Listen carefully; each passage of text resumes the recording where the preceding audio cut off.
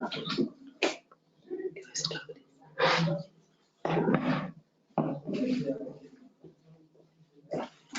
there, everyone. This is Nadine McCormick from IUCN's Business and Biodiversity Program. Welcome to our 5th BioBiz Exchange webinar. The theme this time round is how to get private financing to flow for conservation outcomes.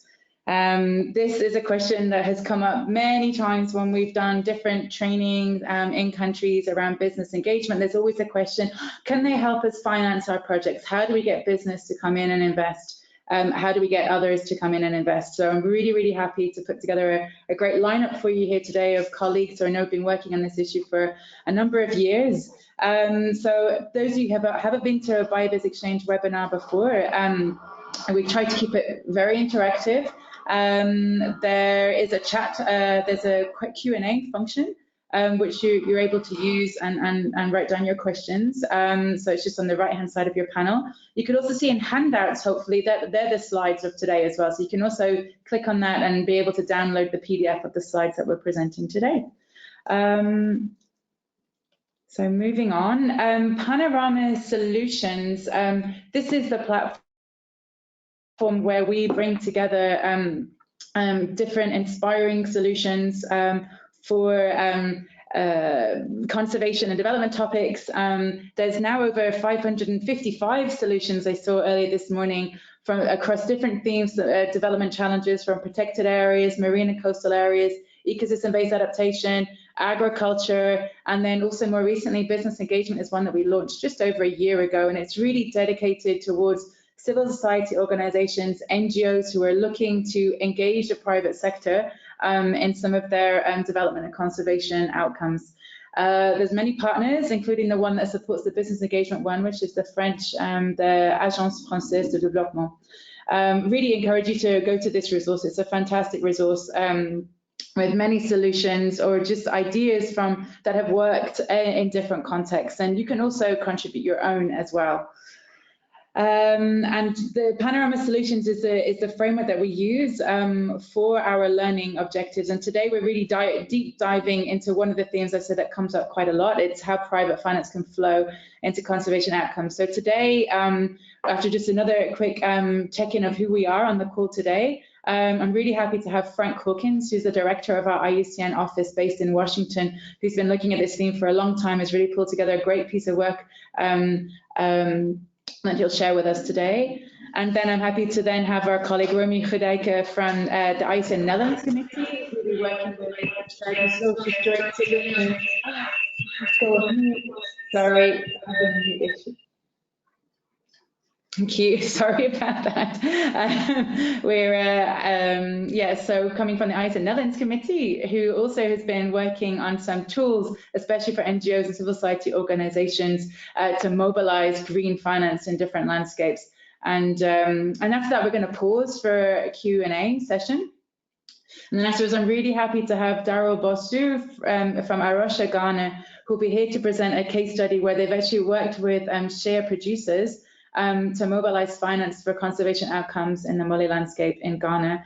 And then we'll have a chance to pose questions directly to Daryl on that solution. And then we'll break out and see if there's other questions that have come up available. So I'm just seeing there's a question there already. So thanks, Sebastian, for already using the Q&A box. So you're just asking the slides will be available. Normally you should be able to click on them in the handout section on the right-hand side of the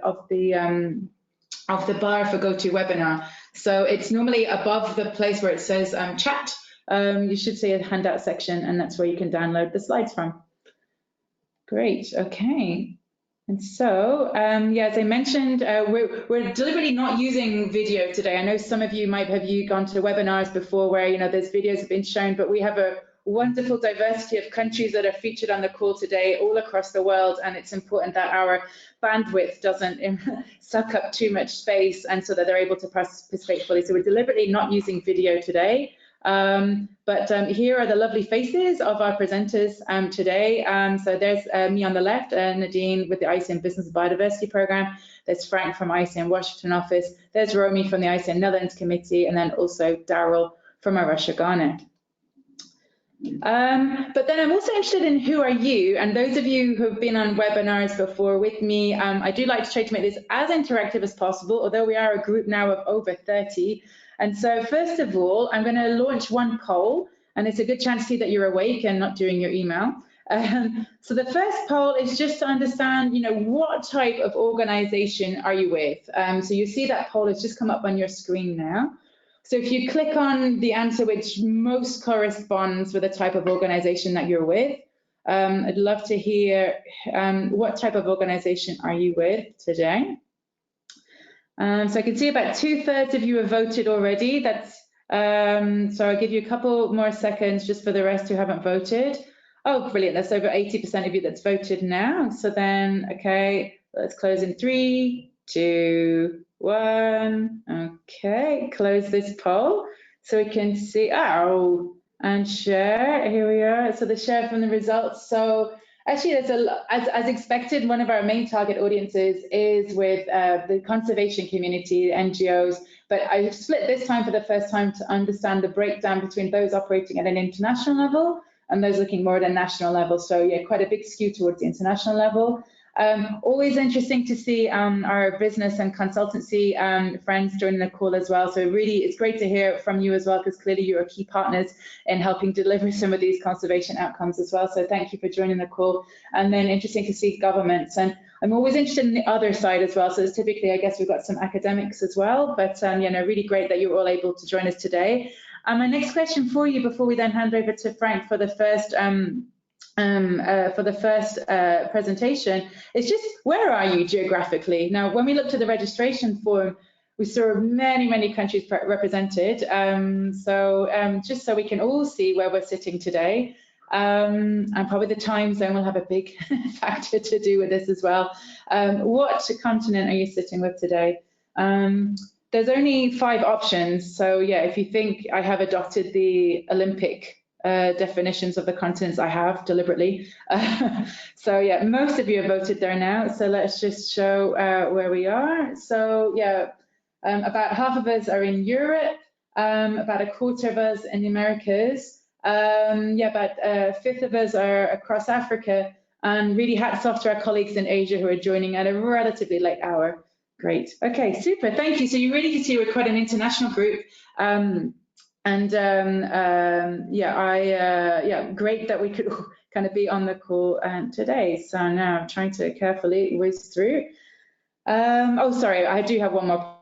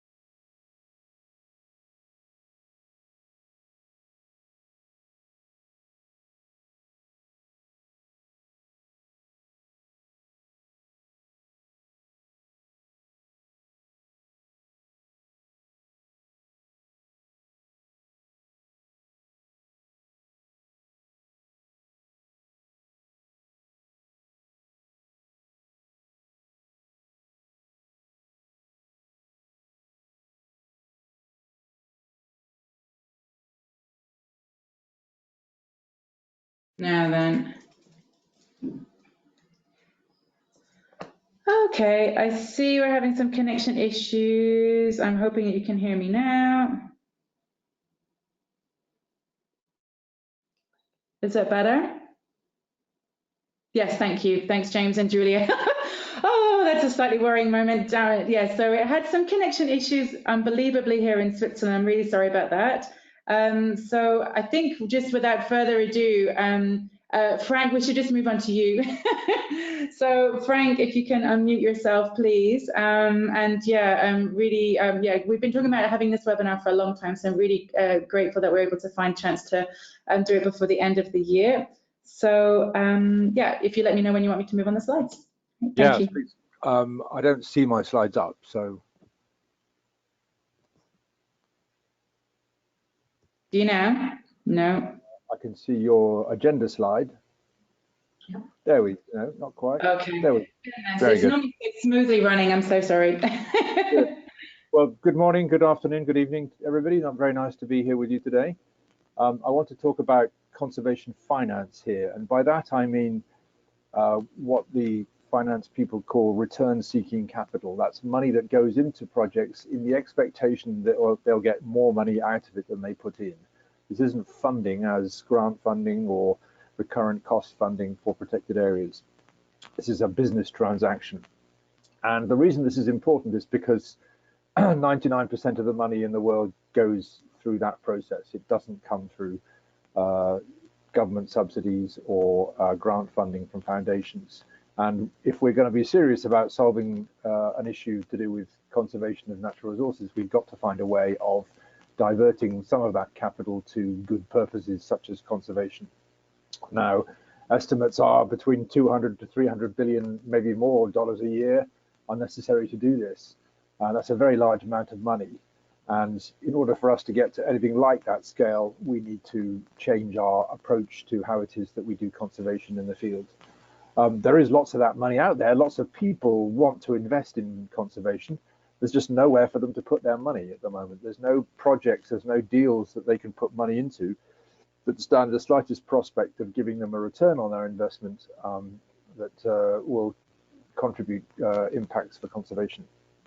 So, next slides. The real problem is the reason that there isn't that huge flow of money into conservation is because the perception of the finance sector is that that investment would be too risky for them. They have a fiduciary duty to make a return for their shareholders. Even pension funds who have very large amounts of money and are quite tolerant of risk can't put large amounts of money into conservation at the moment because the chances of that money disappearing are too high. So what we need to do is to find a way to, first of all, develop conservation projects that will generate a return, but are also insured in some way against that risk of loss happening. And they're also big enough for these financial institutions to be able to invest in. The average contribution that a finance institution might put into a deal is in the order of hundreds of millions of dollars. And we just don't have anything that's anything like that scale.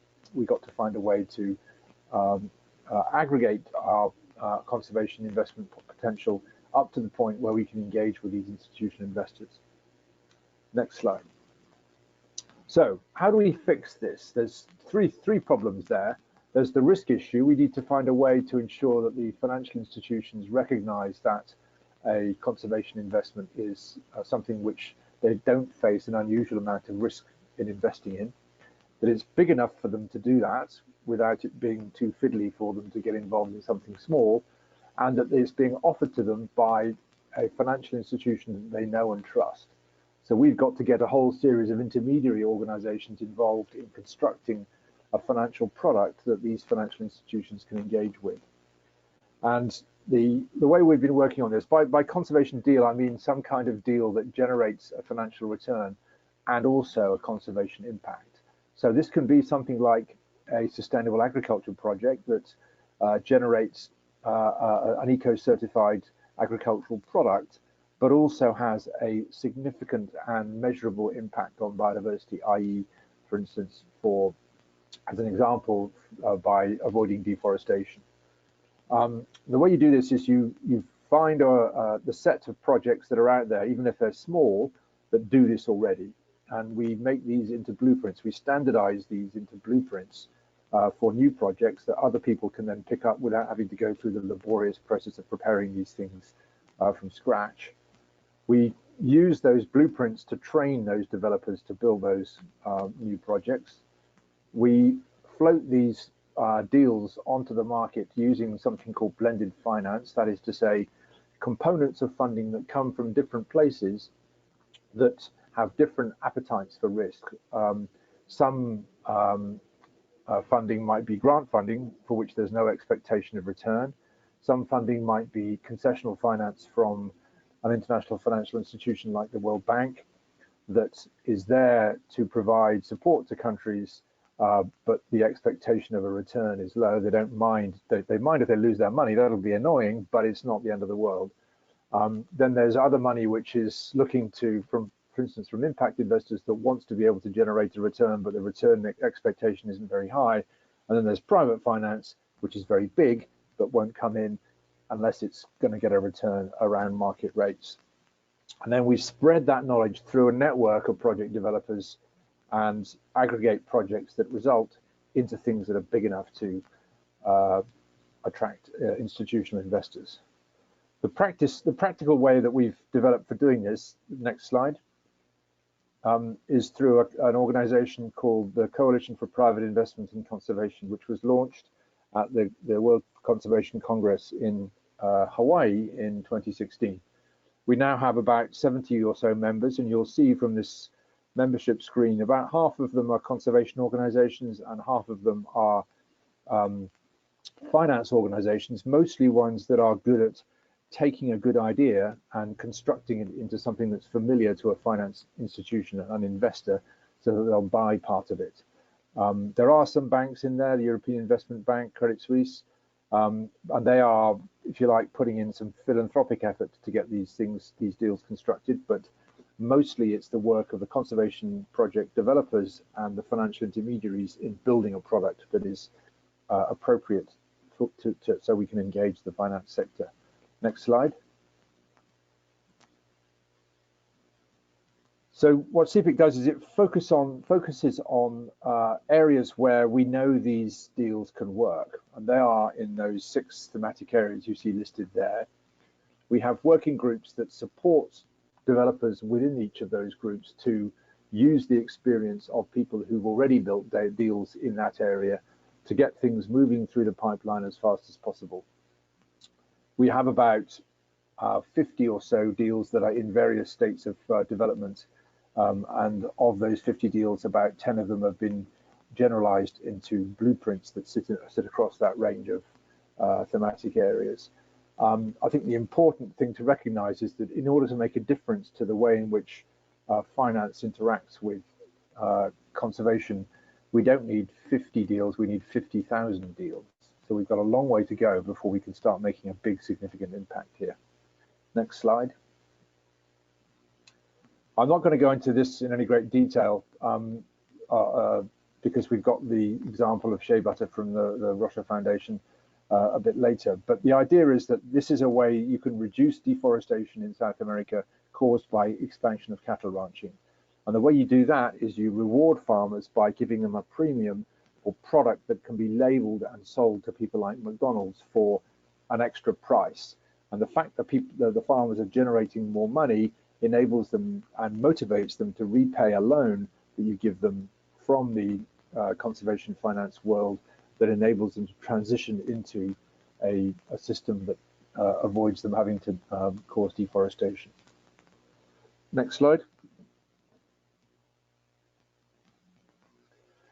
Very important that we understand why it is that IUCN, a conservation body that we are, has got involved in this, and there are 2 reasons. The first one is that we absolutely have to show that these deals are generating an auditable conservation impact. If we don't do this, the chances are that you might be able to produce a deal that is attractive to investors but actually has no conservation impact, and there are lots of these around. So if you like, the participation of IUCN in a CPIC deal is in some way a means to say that this is going to have a conservation impact that is independently verifiable. The second thing is that we need to find ways to support these deals with flows of finance, what they call blended finance, that supports project developers in those early stages. And we've created something called the Conservation Finance Initiative, which we're about to launch with some other financial institutions which will support these project developers, which will enable these projects to get to the point of being attractive for the institutional investors to get involved with. Next slide. That's back to you, Nadine. Thank you very much.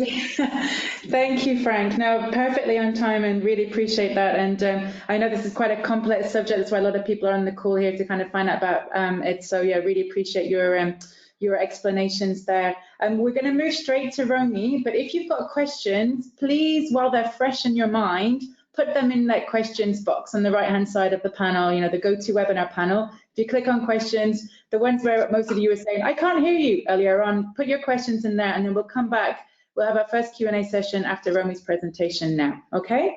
So thank you, Frank. So Romie, over to you. Thank you, Nadine. Hello, everybody. So I don't need to introduce myself, but what I would like to add is that it's great to be listed as a expert in this webinar, but I think this is a field where we're all very much learning together. So I think this is an area. This morning I had indeed a meeting with this financial consultant, and they taught me new stuff. So I think this is a field in which there is a lot of fast learning as we go. So nobody has all the answers yet. So I'll try to share a little bit of the lessons that we as IUCN Dutch Committee have learned on our journey in well, basically creating this pipeline of projects to flow from the landscape level up to institutional investors who are very risk averse in getting them interested in those projects. And what I would like to say also is that this is a part of our finance agenda. So we often also try to influence investment policies, but we won't address that here. So I always like to start with why, and I think the good news is if you look at trends in conservation finance, you know, amounts are going up. If I look on my LinkedIn page, there isn't a day that goes by without a financial institution or a central bank or an organization launching a new initiative that has a link between finance and conservation. Often there is a climate component in there. So I think it's an area that's developing rather fast. But next slide. There is still a big gap to be filled. So as Frank just said, we don't need 50 deals, we need 50,000 deals. And we also cannot rely on philanthropic funding to close the gap that's needed to compensate for the loss in natural resources. So really we need to upscale, and we need to upscale now because otherwise it's too late. So what we have been doing within the Dutch committee, next slide, our journey in conservation finance or green finance, or how you want to call it, really started with this question, you know. So as IUCN Dutch Committee, we had been supporting small NGOs around the world for over 20 years, and we were very much wondering, you know, how can we connect the work that they do that sometimes has a return with international financial flows. So what is the missing link? So we had a research that was set up, and we had some guidance given on, you know, what are the potential steps that you can take, for example, by organizing a partnership and by setting up calls that could support the business development in your landscapes. Because, for example, if you look at climate finance today, only $1 out of $10 actually reaches the local level where impact is felt most, but also where is most potential for developing new types of business cases. So next slide. So I think what we have tried to do as IUCN Netherlands, really being this connector on both sides. So if you look at the left-hand side, we've been working on building local capacity and knowledge of our local partners in the field. And then on the right-hand side, we've been working on building the capacity of investors, for example, by showing them that a deal which is smaller than 50 million could also be interesting. So we have developed a number of tools, and I'll highlight a few. So one of them is the Green Finance Academy, which is a collaboration with Nyenrode University, Wageningen University, and EY and ourselves in the Netherlands, in which we have trained local conservation organizations in how to create a business case and how to pitch that business case to potential investors. And we'll see more examples of that later in the presentation. Next slide. What we have done is that we ran a project called DOCA, Dutch Agriwater Climate Alliance, in which we indeed try to create this blended finance. And with our investment of nearly 500K, we were able to leverage around 2 million in private investments and 5 million in public investment. So I think it shows that you can actually be quite successful. So what have we done? If we go to the next slide. So we have a few examples, and I think Daryl is one of the best of them, actually.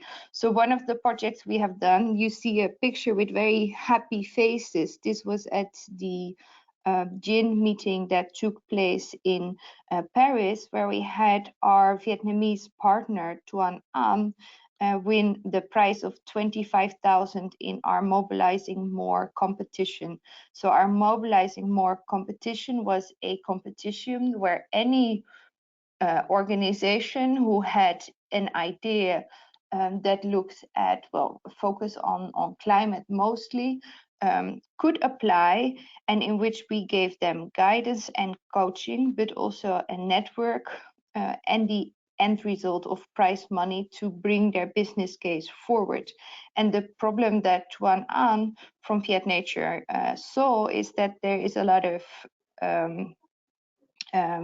timber plantations in Vietnam, but they have a very short rotation, and also they don't use indigenous tree species. So through this business case, she was able to create a pilot of her new model, which includes a longer rotation, but also the use of local species. And what we have seen is that following on the support that we have given her, so this startup money, she is now also speaking to the Vietnamese government about upscaling, but also to local banks and insurers who are interested in her model, because at the end of the day, this gives them potentially a higher return on investment. But the struggle is that there is a risk, because the payback time is much longer than some investors are used to. So if we go to the next slide, and that's my happy face with the black and white dress in Tanzania earlier this year, where we also had the Momo competition. And I think here I don't want to speak so much about the business case, but more about that it's important to partner with organizations to make these type of innovations happening. So if you look at the picture, you have the two winners in the front, but in the back with the orange tie, of course, you have the Dutch ambassador standing, and next to him the director of the Sarkot Center. So I think what we have done also within our finance work is creating new sorts of unique partnerships. And then I'll move to what is my last slide. So I think I've written down some lessons we have learned so far. But I think there's lots to share. I think my first lesson would be, don't be daunted by terminology. So things like blended finance, asset manager. If you're not sure what it means, look it up, talk to people, and be open to learning.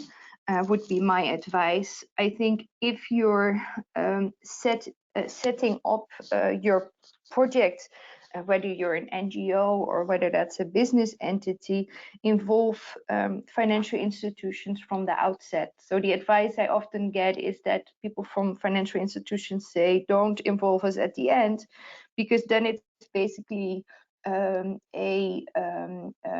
decision of yes and no. And if you involve us earlier, we can actually develop our ideas together. I think something which is also important to realize is that if you want to set up a business, you need to have some sort of a legal entity. So that's something we often have discussions about, because if you're an investor, you need somebody to invest in. So you need some sort of a structure.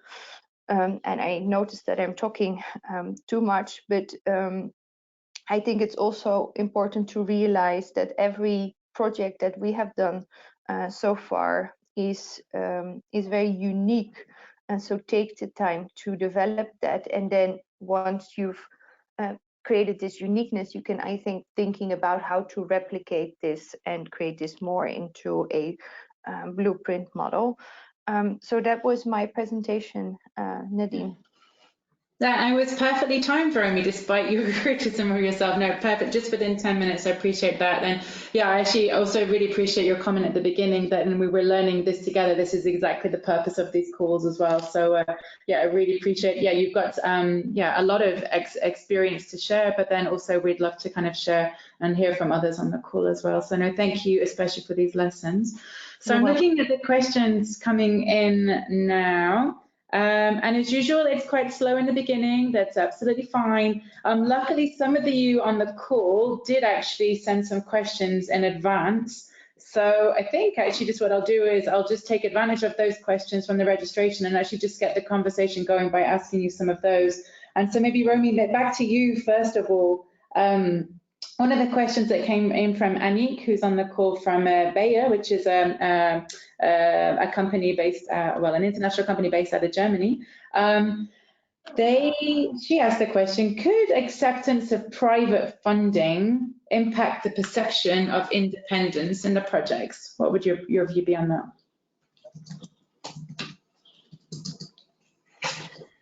So the question is more on the reputation towards the NGO of collaborating with private sector in their projects. Is that correct? Yes, that's how I understand it as well. Yeah.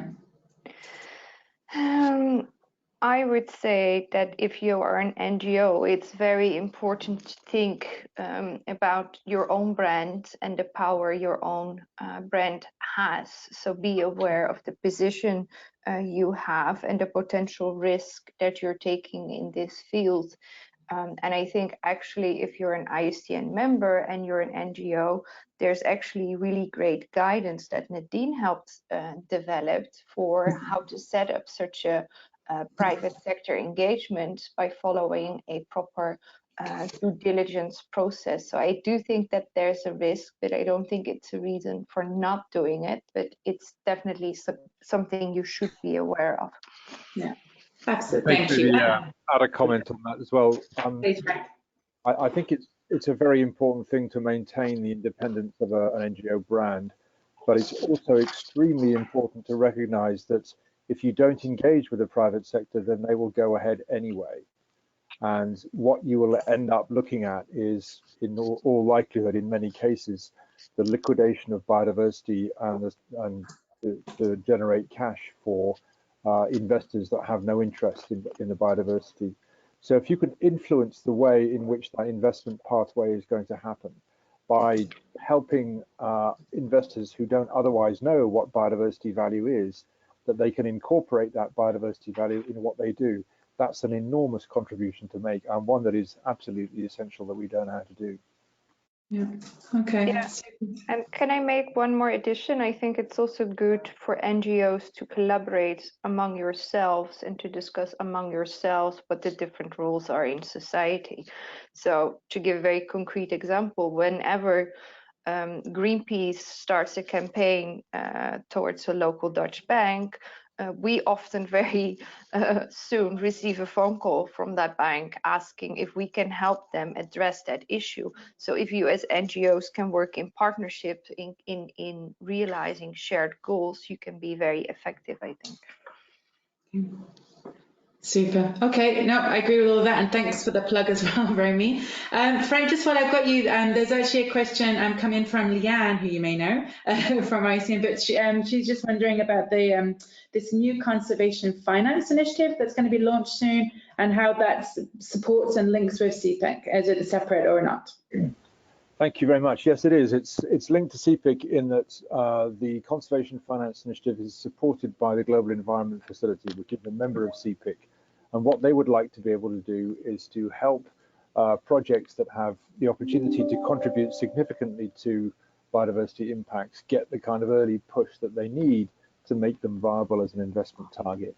So what we've done is we've combined grant financing from the Rockefeller Foundation that will help early stage projects get the business planning and the technical advisory services they need to get to the point of having a viable deal, and then a concessional finance fund from the Global Environment Facility that will be, if you like, a kind of investment, a loan or an equity stake in the business that's created.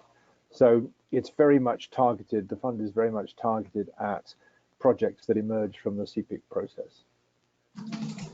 Super. Okay, you got a thumbs up from here. So, all right. So I think we're going to move on, Daryl. This is advance warning for you, just to unmute your microphone. So, yeah, Daryl is one of the IUCN members based in Ghana, who's been one of the most active ones in this Shared Resources Joint Solutions program that Romie mentioned earlier that we've been working on together as well, and really kind of embracing the role of business and reaching out in a constructive and proactive way. So, Daryl, really happy for you to share your experiences with the Shear value chain, please. I don't see you're unmuted yet. So you just might need to unmute yourself. I didn't give you enough notice. Daryl, can you unmute, please? Yes, you're good. You're good now. I can hear you loud and clear. Yes. And happy to be on this webinar. I'm also kind of learning a lot. And I come from a background of a conservation organization that has spent a lot of time mobilizing communities to manage natural resources.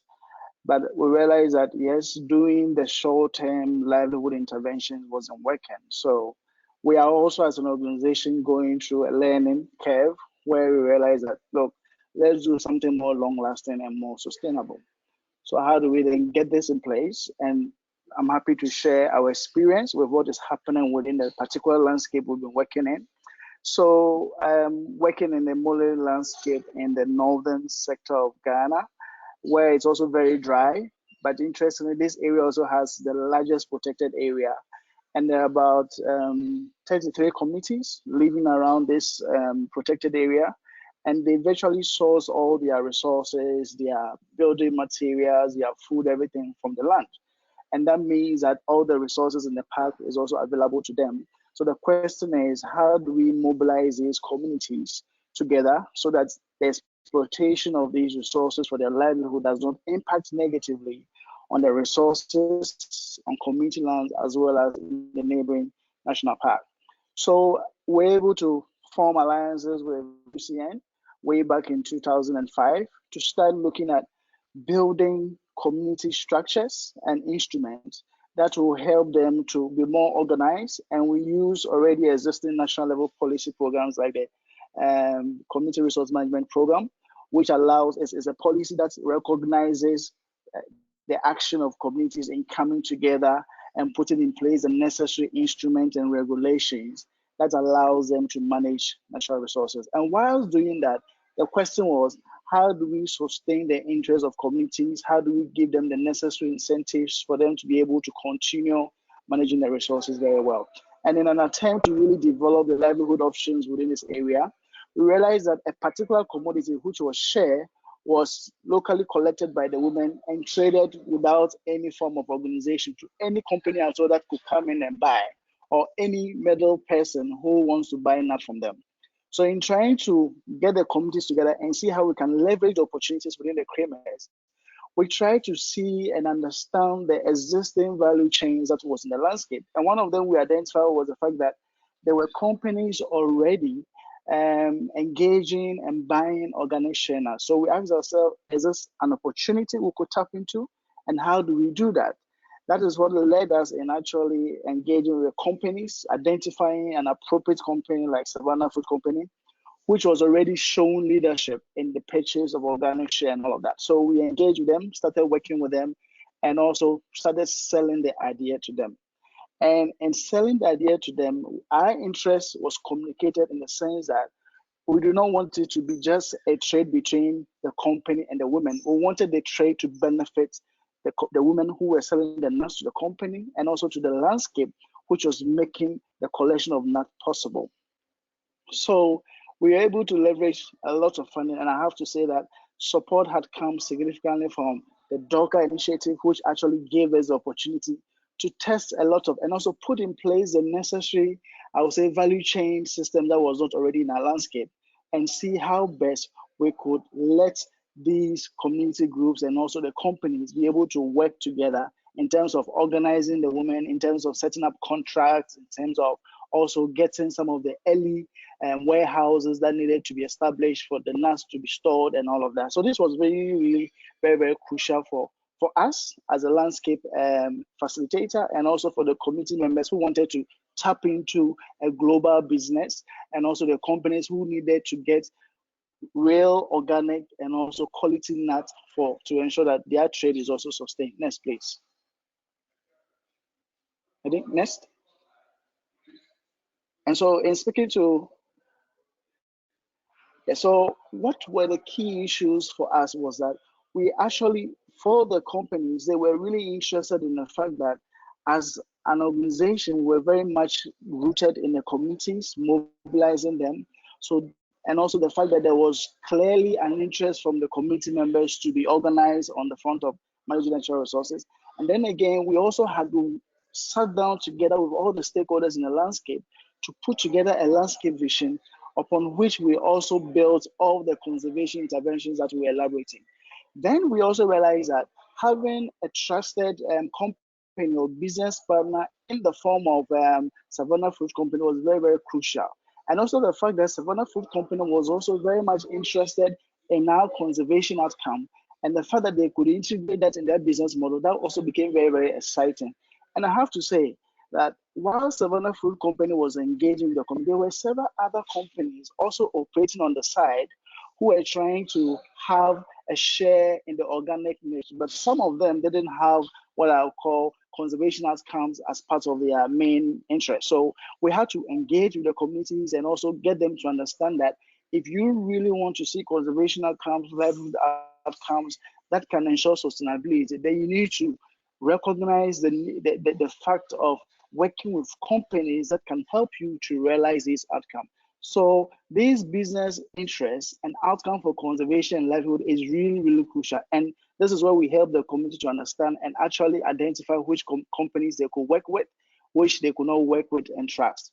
And then again, I have to say, building long-term partnerships, particularly with IUCN and several other initiatives. And I have to say, as a result of this learning on building partnership with Savannah Food Company, we've had several other organizations seeing the potential in the landscape and are now willing to support other green businesses like organic cassava to engage with farmers to ensure sustainability.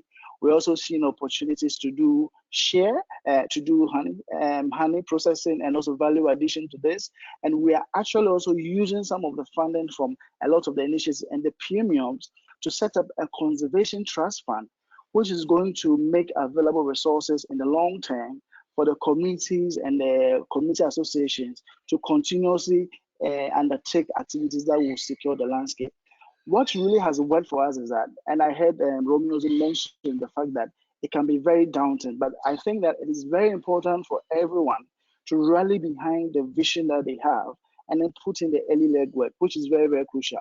What made the company really happy to engage with us was that there was already a commitment on the field, in the part of organization like Rocha and also in the part of the committees and the stakeholders, we all understood what we wanted to do.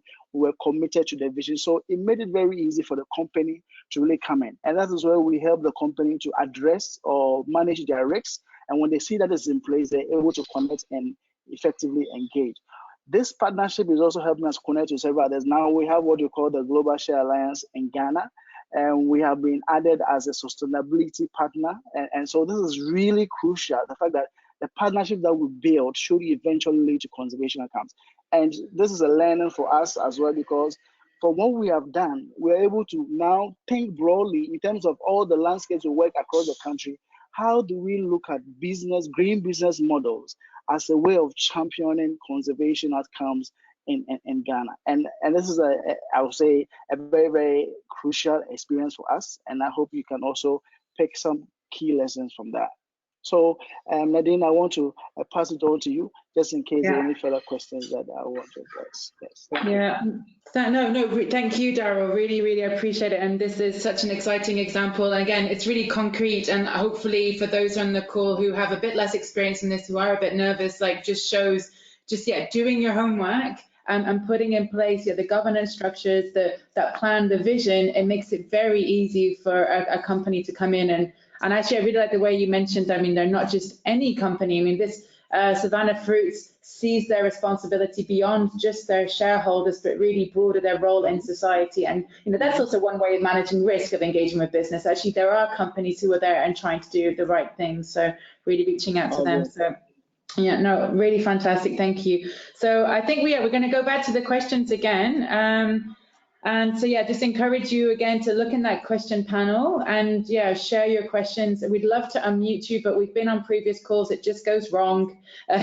So if you could share your questions in the questions box. And actually, just maybe while we're waiting for a couple to come through, Daryl, there were some that came through already directly for you or related to your case. And so one especially, actually it's from Godfred, who's in Ghana as well, the University of Development Studies, and he's just wondering, in what ways can sustainable energy be provided for shea butter processing in rural areas? So quite a specific technical question, but could you speak to on the sustainable energy side? Yes, I think the question is really relevant because the shea processing value chain, as we know it traditionally, is also blamed for contributing to unsustainable exploitation of trees for firewood and all of that. And this is where, in partnering with companies and also in communities, you try to really make even the value chain very green. So as part of the system that we are developing, we have seen partners who are committed to looking at using improved stoves, who are committed to looking at bringing in some cook stove that can even offer some emissions reductions for the women. And then we're also integrating technologies of reusing the waste from the shea to actually feed the energy needs of the shea processing factories that we are doing. I've seen this in quite a number of areas in parts of the northern of Ghana. And I think that if we look at that as an integral part of the value chain, it gives everybody the opportunity to really build in a system that is already looking at improving the energy for the women, and also making sure the women who are making use of the energy are also not getting affected by the fumes and all of that. So reducing exposure to heat and smoke within the operational area. This is all something that must be part of the business right from day one. So I would say, if you really see that as a need, you can already integrate it and make it work. And there are already solutions out there that can give you clean energy, that can reduce heating, that can increase fuel efficiency for even the firewood you use and all of that, and can also help you to look at schemes that can plant woodlots that can feed your factory directly. So I think the opportunity is there, and we can tap into that as and when, but it needs to be part of the business plan right from day one. Absolutely, no, good advice. Okay, so I'm going to put this question back to you, but I think also Frank and Romie, you might want to come in on this one as well. So this is from Lucas. I guess it's with the UN University in Germany. So what are critical factors that businesses look at when they're choosing among different potential projects to engage in? So it's kind of more the other way around. So from that business side, they're wanting to invest in different projects, what would you say are the critical factors that, you know, Savannah were looking at, for example? So I'll start with Daryl, then maybe Frank or Romie if you wanted to come in as well. That's great. Yes, I think the businesses for them, what was really crucial was the fact that there was a stable environment where the communities who are to benefit themselves were committed, and there were already structures in place that the businesses could already work with. That was for them very crucial. It was much more easier than going to a landscape where the people are not organized and they are not going to start talking to the traditional authorities, the landowners and all that. That is actually a disincentive for most of the companies. And I think companies are also happy to engage in a landscape that they see their other partners who are not necessarily direct beneficiaries, but who have a stake and are therefore facilitating several other non-business related interventions in terms of the mobilization, facilitation and training, which might not directly bring in any revenue. So this is very key. Having a setup that has done most of the work, that's what for them becomes the risk areas for them is really key. And having something to show them already is something they take and then build up upon that. And they also need advice. Sometimes most of the companies need advice on how to really make it happen. For them, they also come in trying to test and see what will work. So if you give them good advice through the work that you have done, it makes it very easier for them to also pick it up. Super, thank you. Okay, Frank, Romie, just checking, do either of you want to come in on that question? Yeah, that's a very good question. And I think your answer, Daryl, was very informative from a sort of specific project level. The big issue that companies have, it's not necessarily the fact that there is risk, is that they don't know what components the risk consists of. So if you can be completely clear about what levels of risk you are exposing people to in your deal, where it is, for instance, you think it might be possible that climate impacts or producer abilities are going to affect the ability that you have to deliver a revenue stream to your investor, those things are all manageable. They just need to know about them. I think governance is a huge issue. You have to be sure that you've got a structure out there where people can have confidence that things aren't going to go into a revolution or somebody's going to come in and asset strip the company. I think companies are very interested in generating a social and environmental benefit, but it has to be something that's measurable in a way that they think of as meeting international standards. So, for instance, if it contributes to the SDGs, they're very happy about that. The kind of bottom line is that you need to be able to show that you're going to generate a return for their money. And companies will need that, even if they're being kind about the actual amount of return they generate. They're going to need their money back and plus in order to be able to engage. Yeah, super, thank you. That could be a subject of another webinar, Frank. Romie, do you want to come in as well?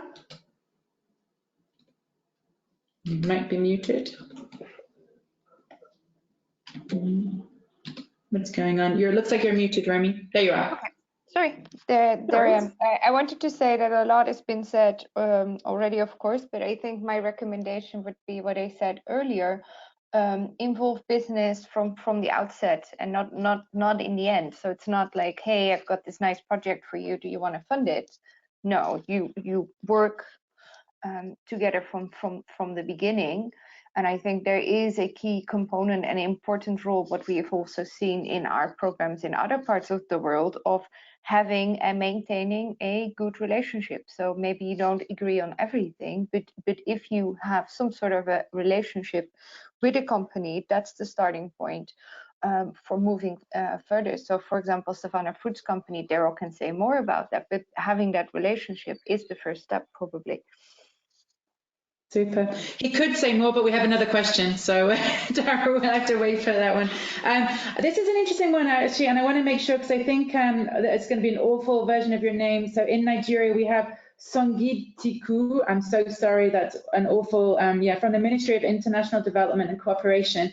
So she asked a really interesting question. So how can subnational government institutions be brought into this? What kind of role would they play in a collaborative partnership? So I don't know if Daryl, if you had some subnational government links, or if either of you, Romie or Frank, want to come to this?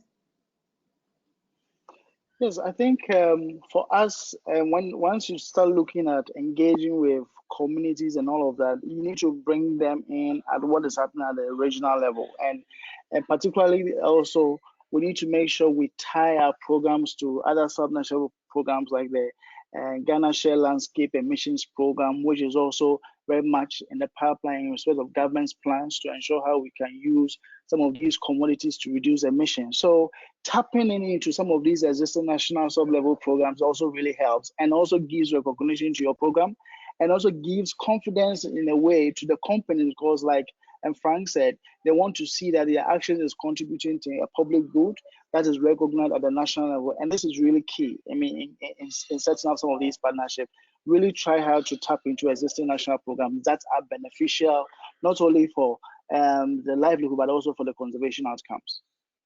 Super, thank you. Okay, last words from Frank or Romie as well?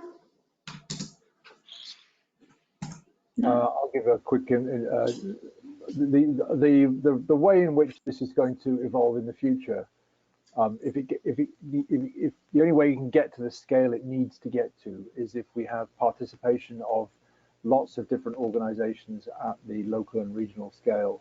And one of the most important participants in that process will be regional authorities, states or municipalities. And the important role they can play is to set the policy context so that the flow of private finance is facilitated. And they can do this in lots of different ways. One would be to agree that investing in conservation outcomes is something that's of benefit for the sustainability of the administrative area you're working in. They can provide support to project developers to acquire information, for instance, through CPIC or other means that would enable projects to move faster through the pipeline. They can even provide concessional finance or arrange with local financial institutions that finance can be made available specifically for projects that can show a conservation outcome. I think ultimately we're going to succeed if we can enable people at that kind of local subnational level to be able to construct sustainable economies that enable people to work their way out of poverty and also sustain the natural resource base that people depend on. Here, here. Yes, they're good words to end on. Romie, anything to add from yourself before we start checking out?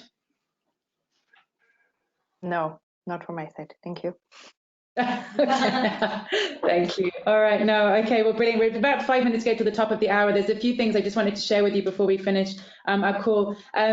There are loads of actually solutions on Panorama Solutions right now that are also going to be inspiring. And so say if you're thinking, oh, well, I'm not operating in Ghana, but I'm more like thinking about the Caribbean, you know, there's examples in the Caribbean, there's examples from a marine environment, there's examples more from a protected area centric point of view. Just, yeah, I think the main message here is that there's lots of great potential solutions on Panorama. Just go on there, put in your keywords, and then be inspired. Actually, the Mobilizing More for Climate campaign that Romie mentioned, we've actually put that up as a solution as well in itself, because it's a way of mobilizing and getting funding to flow, like basically seeding the funding. So you see that one written up as well. So all the links are directly in the handout, which you can still download from the sidebar.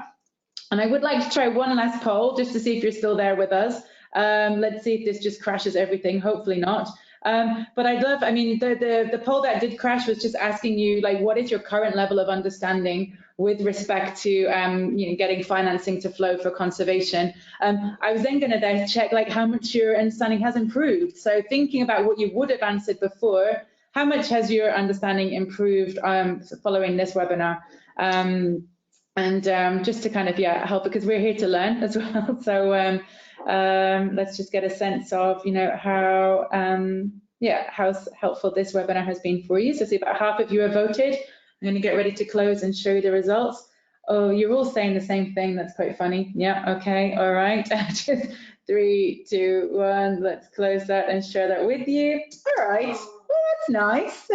I'm glad it's all quite improved. And I guess that's what you'd expect from a webinar. If you want it to be greatly improved, well, get on one of the Green Finance Academy that the Dutch committee are holding every now and again. And I'm glad that none of you are more confused. Okay, it's great. And then just going on, just our last, would like to hear from you specifically. There will be a little survey that will pop up straight away when this webinar is finished. It literally takes like 33 seconds to fill in. I'd really appreciate if you could click on it, just fill it in for us, especially if you are somebody who would have said, actually, I have a lot of experience already.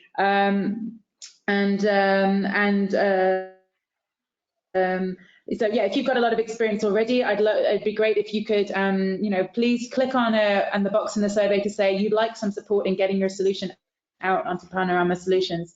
So we've got a trusty team here of Ella and Leanne who'd be happy to kind of help work with you to get your solutions online. And especially if you've got solutions, well, around financing and mobilizing finance, it'd be great to get more of those online. But our next webinar is probably going to be the 19th of March. So we are, yeah, that's probably to be confirmed. We've had to move it from our usual last Thursday of the month because of the Pan-African Forum on Natural Capital, which will take place in Kampala the last week of March. So our next one will probably be on the 19th of March, and we're really interested around the use of legal frameworks to influence business practices as one of the levers of working indirectly and influencing companies. So if you've got solutions around that, please tick the box in the survey and let us know. And then finally, like all the previous webinars are available on our website as well. So there's a link, you can go to it directly, or you can just Google it as well. And yeah, I guess with that, just a final thank you to all of our speakers. So to Frank, to Romie, and to Daryl for making time both for preparation for this webinar, but then also sharing with you today. Thanks to all of you who kind of sent in your questions as well. Appreciate that. And a special thanks to, well, Ella, who's our junior professional in the team, and Leanne for helping setting up this webinar and getting it out there. So looking forward to the next ones. Please do keep in touch through the survey, through Twitter, just through email. I'd love to hear from you, and good luck with your ventures and best wishes for the end of the year. So thank you everybody for your participation. Have a good rest of your day. Bye-bye.